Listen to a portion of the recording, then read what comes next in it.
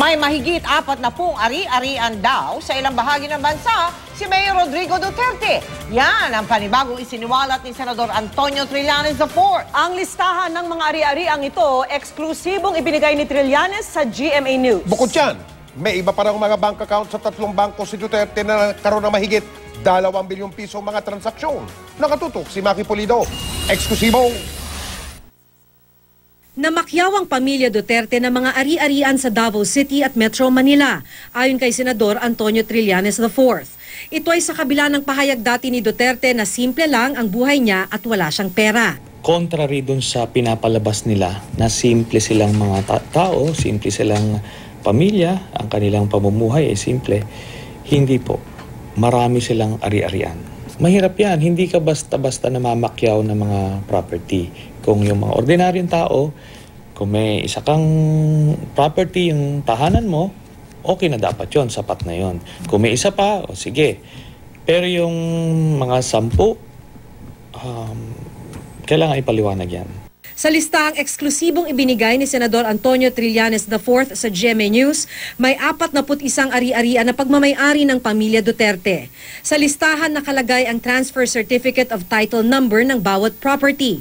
Nakalagay dito na may 34 properties sa Davao City, isa sa San Juan, 2 sa Dipolog, isa sa Cagayan de Oro, isa sa Parañaque, isa sa Quezon City at isa sa Davao del Norte. Tinungo ng GMA News ang Land Registration Authority. Sabi ng LRA, 4 sa mga property ay kanselado na ang TCT. Ibig sabihin, iba na ang may-ari. Ang mga nalalabing property, tama ang mga pangalang nakasaad sa listahan ni Trillanes. Si dating Davao City Mayor Sara ay may 15 ari-arian. 4 dito nakapangalan kasama ang asawang si Attorney Maneses Carpio. Si Vice Mayor Paulo naman may 10 ari-arian. 2 dito nakapangalan sa asawang si Lovely Sangcola Duterte at 2 naman sa isa pang asawa na si January. Muslim convert ang Vice Mayor. Si Sebastian naman may 8 ari-arian din. Si Veronica Avancenia Duterte naman na anak ni Duterte kay Hanilet, nakapangalan ang 2 pang ari-arian. May property naman na hindi malinaw kung ano ang kaugnayan kay Duterte. Ang property sa Dipolog nakapangalan sa mag-asawang Sebastian Descallar at Jesusima Duterte. At ang property sa Cagayan de Oro nakapangalan sa isang Gian Paulo D. Duterte. I believe merong mga perang hindi nakapangalan sa kanya. May mga properties na hindi nakapangalan sa kanya. So, malalim-lalim ito. Meron silang mga tagong yaman din sa mga bank accounts. At malaki-laki. Kung susumahin, siguro 100 milyon. Ayon kay Trillanes, nasa 2.4 billion pesos ang nadiskubre nilang mga joint account ni Duterte at anak na si Sara sa 3 bangko.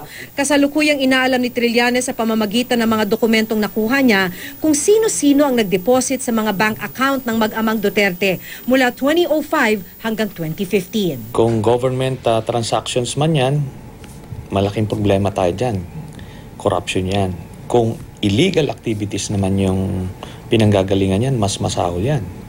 Kasi kung ikaw mamumuno ng bansa, and yet, ikaw mismo ay parte sa mga sindikato, mga illegal na activities, pagka naging presidente na siya, mahirap na yan.